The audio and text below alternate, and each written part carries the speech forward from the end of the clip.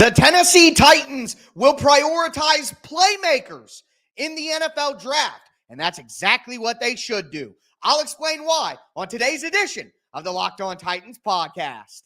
Let's get it. You are Locked On Titans, your daily Tennessee Titans podcast, part of the Locked On Podcast Network, your team every day.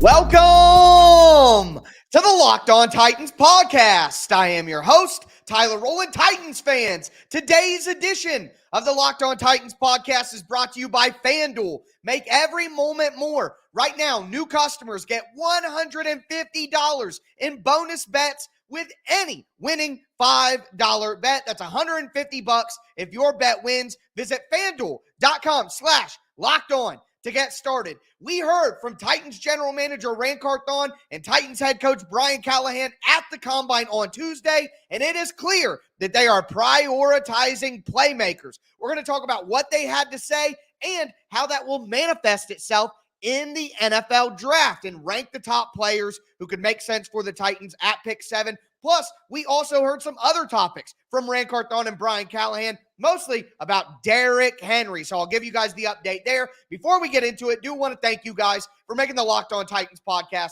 your first to listen each and every day. Remember, Monday through Friday, Tennessee Titans content all year round, always for free. Make sure you get subscribed, stay subscribed. It's your team every day here on the Locked On Titans podcast. Like I told you guys, it's Combine week. We're going to get a ton of rumors. We're going to get a ton of news. We're smack dab in the middle of the 2024 Locked On Titans free agency preview. So make sure that you stick with me here every day on the Locked On Titans podcast. Shout out to my everydayers out there tuning in Monday through Friday. Couldn't do it without you guys. But again, it is clear from hearing from Carthon and Brian Callahan that the Titans will prioritize playmakers. And I think that will have a major impact on how they handle the NFL draft. It seems clear now that they are going to prioritize wide receiver in the draft. Now, I think that there are obvious factors that could go into that, who's available, which prospects are ahead of others, and we're going to dive into that. But what I want to talk about first is what these guys actually said at the Combine on Tuesday. And we're going to start with Carthon, because Carthon laid it out pretty simple. He said this, quote, "If you look at where Callahan comes from, you have 3 to 4 guys that are in there a lot and are producers. The receivers room is where we're going to continue to look to add some playmakers. Like I said before, we are looking to add playmakers on both sides of the ball. We need to have people that can put the ball in the paint and score points for us. And we need people who can take the ball away and create more opportunities for us to score." To me, it's pretty obvious what he's saying right there. We need better wide receiver play, and we need better secondary play. The NFL is all about space now. Look, I get it. I'm an old school football head at my heart. I love the trenches. But the reality is the NFL is getting smaller. The NFL is getting faster. And the Tennessee Titans have not been a part of that revolution so far. So, yes, so important to have offensive line. So important to have pass rush. But it's clear that a lot of the NFL today is the passing game. Stopping the passing game, having success in the passing game, and you're only going to be able to do that if you have playmakers on the offensive side of the ball. As someone who's been a Tennessee Titans fan for 25 years and watched them play bully ball, 1980s, smash and dash, exotic smash mouth, all the time, we're going to beat you up, play caveman football, and see if you can beat us in the mud. This is a breath of fresh air. Like, this is an incredible thing to hear from the general manager of the football team. But Brian Callahan talked about it as well. Brian Callahan said this: at the end of the day, the NFL is about scoring points.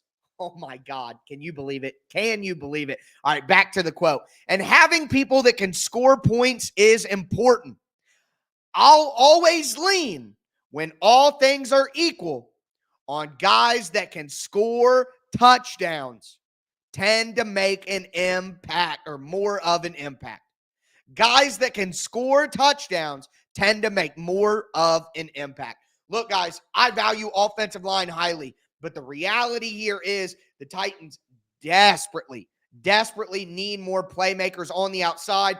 Callahan and Carthon both talked about how Will Levis, for his development, needs better wide receiver play. And I saw Brian Callahan even said, the quicker that you get open, the quicker you can throw the ball. So all of these quotes that we are hearing from Carthon, from Callahan, are telling you the wide receiver position is the number one priority for this football team this offseason. Now, I get it. I can hear people, this is smokescreen, this is draft talk. They may still take offensive line. They very well may do that at pick number 7. And we're going to talk about a situation where I think they should pick the offensive lineman at pick number 7. But just hearing this philosophical change from Mike Vrabel saying, yeah, we need team speed. Yeah, we're looking for guys who can block, waving at the camera when they don't take a wide receiver until the 7th round of the draft. To go from that to this, this is music to my ears, because there is a great wide receiver class in front of you in the NFL draft. There are some solid options that will probably be available in free agency. And just to know that this team is prioritizing wide receiver and explosive playmakers. Some people will bicker with you, I guess, about how important O-line to wide receiver. Both of them are very important. And the previous coaching staff did not respect the value of wide receivers in the NFL today. They still looked at it as the 1980s, 1990s, Dallas Cowboys, best offensive line, run the ball down your throat, play good run defense. But look, running the ball and run defense will always matter. But in today's NFL, stopping the pass and throwing the football are far more important. And to see the Tennessee Titans that I have followed for 25 years finally embrace that reality that's all around us.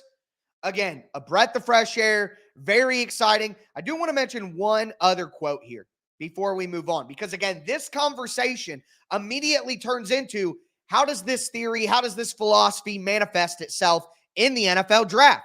And I think it definitely will. And this one right here, I think for a guy like Bill Callahan, who has been such a strong developer of talent at the O-line position, it gives us a little leeway to bring some guys in and him have a plan of how to develop those guys and get them on the field. That's what Rand Carthon said. So a little bit of leeway. What does that mean? We're going to talk about that right now.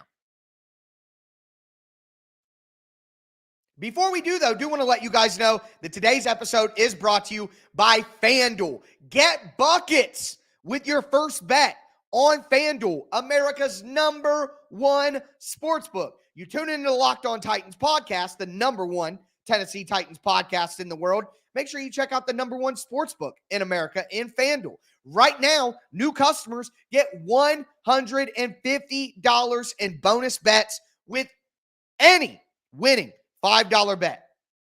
That's $150 if your bet wins. NFL season may be over, but we're in the best part of the NBA season. You can bet money lines, spreads, over-unders, player props. I love a same-game parlay. They got live same-game parlays as well. Make sure that you visit FanDuel.com/lockedon and shoot your shot. FanDuel, official sportsbook partner of the NBA. Also want to let you guys know that today's episode is sponsored by BetterHelp. What's the first thing that you do if you had an extra hour in your day? Go for a run, take a nap. A lot of us spend our lives wishing that we had more time. And the question is, time for what? If time was unlimited, how would you use it? The best way to squeeze that special thing into your schedule is to know what's important to you and make it a priority. I've done therapy with BetterHelp. It's incredibly convenient. It really helped me center myself, ground myself. Again, understand what's most important. So if you're thinking about starting therapy, Give BetterHelp a try. It's entirely online. It's designed to be convenient, flexible, and suited to your schedule. Just fill out a brief questionnaire to get matched with a licensed therapist, and you could switch therapists at any time for no additional charge. Learn to make time for what makes you happy with BetterHelp. Visit BetterHelp.com/lockedon to get 10% off your first month. That's BetterHelp, HELP.com/lockedon.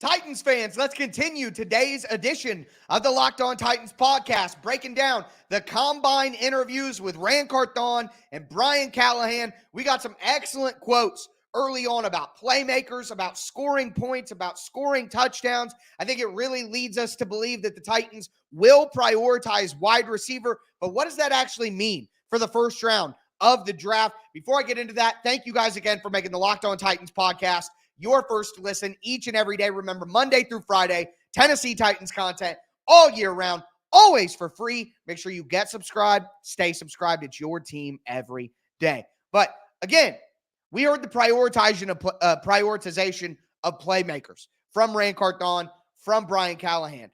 To me, and I felt this way for quite some time now, the number one player on the Tennessee Titans board has to be Marvin Harrison Jr.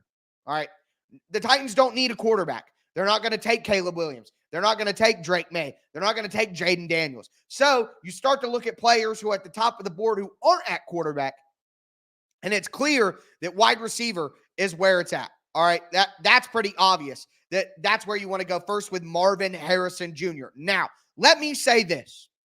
Marvin Harrison Jr. is not going to be available for the Titans at pick number 7. If you want to talk about a trade up, we talked about that a couple of weeks ago. My everydayers will remember that conversation. Like I've said with Justin Jefferson, like I've said with T. Higgins, a trade up where the Titans give up additional capital doesn't make any sense. They need all the picks that they can get. All right, like the Titans need to stockpile picks. That's why I want to see them trade down in the second round. That is where you do that. At number 7, they need a high-profile blue-chip talent is what they need. But then they can add depth later in the draft by a simple trade down in the second round. But I say all that to say this. Marvin Harrison Jr. is going to be off the board. If Joe Alt, the offensive tackle out of Notre Dame, is available at pick number 7, I don't care about the playmaker conversations and quotes. The Titans need to pick Joe Alt. Period. Let me know down below. Who would you pick if Marvin Harrison Jr. was gone? Joe Alt, Malik Neighbors, Rome Odunze. Maybe you like Olaf Fashanu over Joe Alt. I think that's crazy, but hey, that's your prerogative. But to me, regardless of the conversation that we had, if Joe Alt is on the board at number 7, that is who the Tennessee Titans are going to pick. I still believe that, regardless of these quotes, regardless of these comments. Now, where these comments have swayed me, if Joe Alt and Marvin Harrison are off the board, and the Titans have the choice between Malik Neighbors, Rome Odunze, Olu Fashanu, now I am convinced that the Titans would be taking one of those wide receivers over Olu Fashanu. I do not believe that the Titans would take Fashanu over Rome Odunze, over Malik Neighbors. And let's get back into these quotes. Again, Carthon said this. I think for a guy like Bill Callahan, who has been such a strong developer of talent at the O-line position, it gives us a little leeway to bring some guys in and him having a plan of how to develop those guys and get them on the field. Also, Brian Callahan said this. I'll say this. You can never replace elite talent. Coaching makes an impact. It matters. But ultimately, the better players you have, the better coach you are. I will never pass up on elite talent just because I think we have a great coach. Great coaches with elite talent is special. So we're trying to get to that point. So that tells me, one, that the Titans are willing to go for a second-round offensive tackle, are willing to get somebody in free agency and let Bill Callahan develop them. But the quote from Brian Callahan about elite talent and not passing up elite talent because you have great coaches, that goes back to, I don't think that they pass on Joe Alt. But if Joe Alt isn't there, then they lean on that leeway that Bill Callahan provides them. They go wide receiver. They take the offensive tackle in the second round. At the end of the day, guys, this is a deep, deep class at wide receiver and at offensive tackle. Insane depth at both of those positions, which is absolutely heavenly for the Tennessee Titans. It does give them wiggle room, but I'm hearing in these quotes, what my interpretation of these quotes is, hey, we'll take Joe Alt if he's there. If he's not there, we're going wide receiver, and we trust that Bill Callahan can develop a second-round offensive tackle. Think about a guy like Tyler Guyton from Oklahoma, a guy like Patrick Paul from Houston. There are guys like Rosengarten from Washington. There are a ton of offensive tackles that could make a lot of sense for the Titans in round 2. All right? It would make a ton of sense. So that is how I interpret these comments is, hey, we'll take Joe Alt if he's there. If he's not there, we're going Neighbors. We're going Odunze. If they're not there, which they will be there, but if we get one of those guys in the second round, we can get offensive linemen and lean on Bill Callahan's expertise to get the most out of those guys. Now, I know some of you guys will say, hey, playmaker, putting points, that could be Brock Bowers. You're right. It could be, but I'm not buying it. So, sorry, you're not going to get me on board with Brock Bowers at pick number 7 when Malik Neighbors or Rome Odunze could be available. I mean, I'm taking Fashanu over Brock Bowers anyway. Not dealing with that. So, that's just how I feel. But one other thing that I want to mention here. Brian Callahan did say this. He said that this wide receiver class, he's hoping to get a couple of guys. That's the word that was used. A couple guys that could be a fit for us. So here's what I'm telling you. If you send me a mock draft on Twitter at Tic Tac Titans, if you're talking about mock drafts in the chat in YouTube, you better have 2 wide receivers in there. One in the first 2 picks and then another one before the end of the draft. Because with the depth at this wide receiver draft, the Titans cannot afford to not walk away with 2 of them.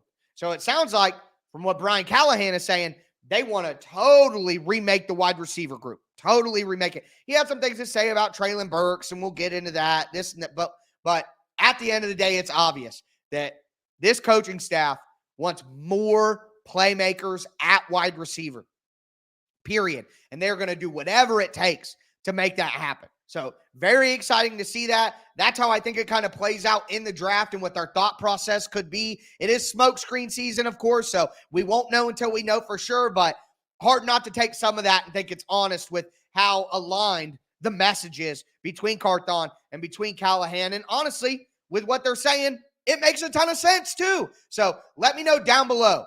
Would you take the wide receivers over Joe Alt? Would you take the wide receivers over Olu Fashanu? How do you think about that situation? But now I'm going to dive into everything else that these 2 guys had to say. They talked Henry, Skoronski, Burks, Dillard, Spears, a ton more to dive into on today's show. We're going to get into that next.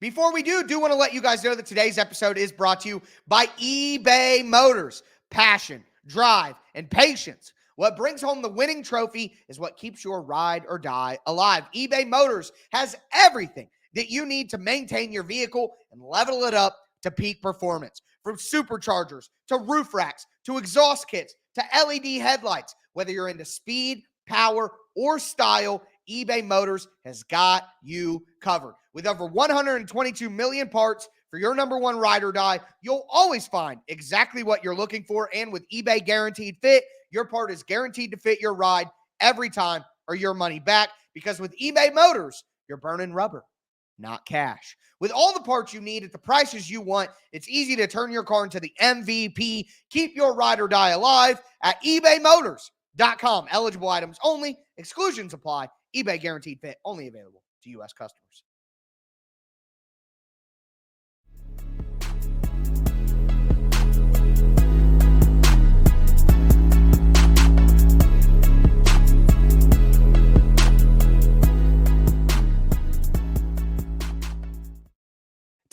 fans, let's cap off today's edition of the Locked On Titans podcast. We talked about the comments from Carthon and Brian Callahan about playmakers. We talked about what that might mean with the NFL draft. Now I want to talk about some other comments that were made that I thought you guys might find interesting. Before we get into it, thank you guys again for making Locked On Titans your first listen each and every day. Also want to let you know that Locked On has launched the first ever national sports 24/7 streaming channel on YouTube, and now it's also available on Amazon Fire TV and the free Fire TV channels app. Locked On Sports Today is here for you 24/7, covering the top sports stories of the day with local experts from Locked On, plus coverage of every league with our national shows. Find Locked On Sports Today now available on the free Fire TV channels app. Also want to let you guys know, my Peter Skoronsky film breakdown, my next film breakdown on Tic Tac Titans YouTube channel will be out 8 a.m. Wednesday morning, a little bit later in the week. Please go check that out. I think it's fantastic. Hope you guys enjoy. Throw a thumbs up on that video. Subscribe over there. I appreciate all your guys' support with the new channel. Thank you, thank you, thank you. But Derrick Henry, I've said it. I'm going to continue to say it whether you like it or not. I think he's gone. And I don't really want him back either, if I'm honest with you, because the price tag for Derrick Henry is in nature going to be higher than the price tag for other lower tier running backs who could do just as good if the Titans improve their offensive line. But here is what Brian Callahan had to say about Derrick Henry. And there's some in there that I think won't make you guys happy, but the last sentence, I think, will have some people more hopeful than you should be. Callahan said, I think there's a great relationship with him and the organization. I know that he is always going to have the Titans in his heart, so whatever that looks like moving forward, we'll keep working through it. I know what he means to the city and the team, and I'm looking forward to getting to know him. So, not a lot of effusive praise in there, not a lot of encouragement that they're going to bring Derrick Henry back, but he did say at the end, I look forward to getting to know him. So that's probably only possible if they bring Derrick Henry back. I will say this, though. Carthon's comments, not as encouraging. He said, quote, I hear that question around town a lot. People will come and the first thing they'll say is, hey, we're not going to lose Derrick, are we? I think in my 12 months, I probably have gotten more Derrick Henry questions than anything else. I understand that piece of it. But Carthon pointed out he has a, quote, responsibility to build this team long-term. Derrick Henry is not in the long-term plans. There's no way around it. He's a 30-year-old running back. But let me say this. Although I don't think Derrick Henry is coming back, what I will tell you is recent NFL news makes it more likely that he does. Because Tony Pollard, Saquon Barkley, Josh Jacobs are all not getting the franchise tag. All right? Derrick Henry, not getting the franchise tag. There are going to be a ton of good running backs on the free agent market. And there aren't going to be a ton of teams willing to pay those players. So if you're someone who wants Derrick Henry back, then honestly, the running back market and the quotes that we heard today aren't terrible for you. I think Carthon's quote makes it pretty obvious that the Titans are not committing to bringing Henry back, and they're not that interested in it. But if Derrick Henry goes out there and teams are only offering him $5 million, why wouldn't he come back to the Titans for $4 million? You know what I mean? If you're going to not get paid, why not just stay where you're appreciated? The problem is Tyjae Spears is RB1. And it was crazy because Carthon said, we love Tyjae Spears. Tyjae Spears is made of all the right stuff. He used a more expletive word.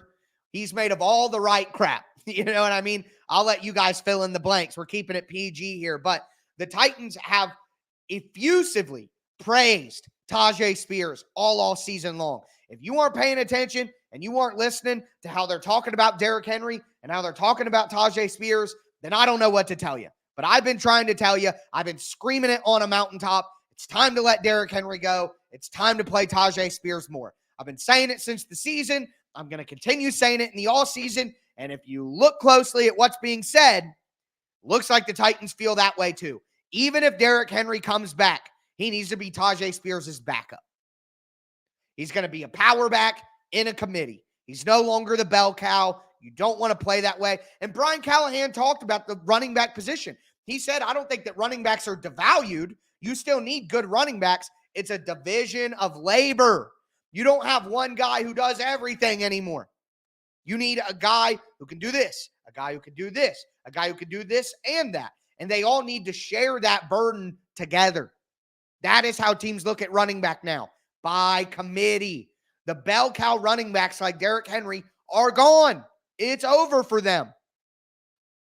So I hope that you guys can realize the trend that's happening, look around the NFL at what works, and we can all move forward in peace. I have a feeling that's not going to be the case, though. A few other little notes here. Andre Dillard kind of sounded like the Titans might be bringing Andre Dillard back. Here's what I would tell you. They're going to go into free agency, and I think if they can get an offensive tackle and get some offensive linemen in free agency, then Dillard's going to be cut because it's just a numbers game. You can't have 11 or 12 offensive linemen on your 53-man roster. It's not going to work like that. But if they don't, I forget whether it was Carthon or Callahan, but one of them said Andre Dillard has some stuff that you can't teach. Talking about him coming out of the draft, his athleticism. And I could see how Bill Callahan could make them think, hey, let's see what Bill Callahan can do with Andre Dillard. But the only other offensive line coach that could argue that they're better than Bill Callahan is Jeff Stoutland in Philadelphia.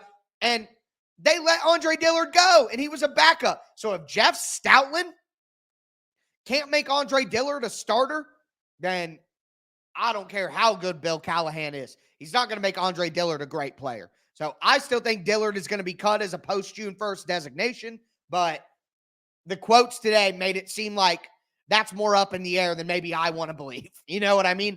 Also, Traylon Burks. Rand Carthon said, hey, he's been working out with DeAndre Hopkins. He's been working out with other NFL pros. He's got a healthy offseason. We want to see him get out on the field and see it improve. Again, I've said this. You got to approach the offseason and approach the wide receiver position like Traylon Burks isn't a factor. You cannot count on him. It would be awesome if Traylon Burks bounced back, if Traylon Burks had a better year, if Traylon Burks turned into a contributor, but I'm just not going to bank on that. And I don't think the Titans can either. And then finally, Peter Skoronski. Again, check out my Peter Skoronski film breakdown coming out 8 a.m. on the Tic Tac Titans YouTube channel. The link to the Tic Tac Titans YouTube channel is down in the description of this video, but it's reiterated again by Brian Callahan. Peter Skoronski is a guard. He said they would probably cross-train him at offensive tackle just to make sure that he knows what to do there if they have to move him there for injuries. But he said, we want to keep Peter at guard because Peter Skoronski is a guard in the NFL. And I've tried to tell you guys this all year long. So if you don't want to believe me, if you didn't want to believe Mike Vrabel, then believe Brian Callahan. You guys pining for Skoronski to get moved to left tackle. You're just going to continue to lose, and you're going to continue to complain despite any person that you could listen to telling you he is a guard. So hopefully that ends that conversation. But with him at guard again, please, I'm begging you, go check out the Peter Skoronski film breakdown. Put a lot of hard work into it. Hope you guys enjoy it. But that, my friends, is going to do it for today's show. We'll be back with you guys tomorrow with more news, more rumors, more notes, and more free agency preview. As always, I am your host, Tyler Rowland, and this was Locked On Titans.